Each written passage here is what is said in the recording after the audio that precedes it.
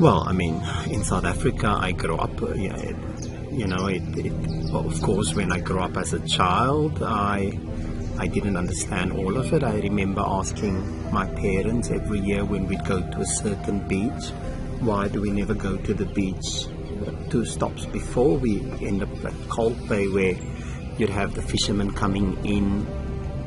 and cleaning the fish that they've caught for the day, and obviously that would attract sharks, and that was where non-whites could go, and obviously we'd be subject to those shark attacks, and having witnessed tons of shark attacks when I was a child, and it was only when I grew older that I understood that the sign for whites only, or in Afrikaans slegs blankes, meant that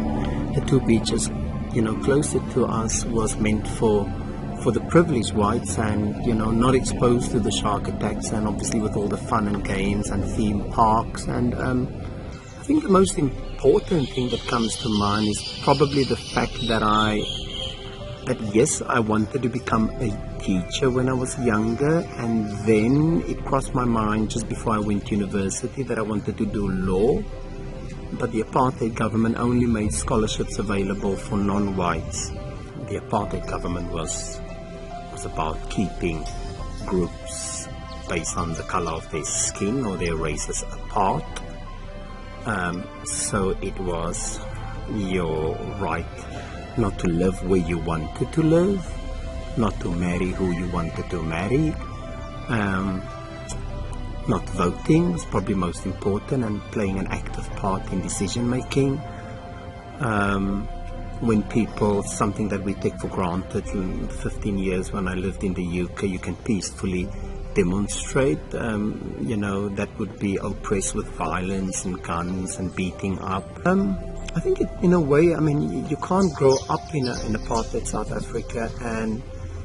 and say that it doesn't impact on your values and your way of looking at life. I think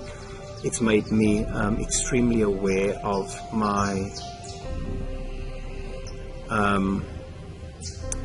passion for fighting for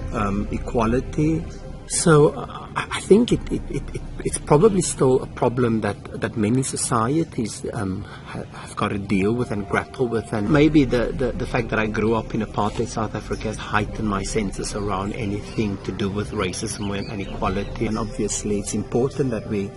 need to make sure that we educate the young people that are enjoying the fruits of a more fair and free and equal South Africa, and that we don't forget the wrongdoing of the past. No, we don't want to live in the past, we want to move on, but we also want to remember those freedom fighters, those Nelson Mandelas and Steve Biko's and the freedom fighters, and not take it for granted, not take voting for granted, not taking the fact that we can go to any beach, any university, any school. These things didn't just happen overnight. People died,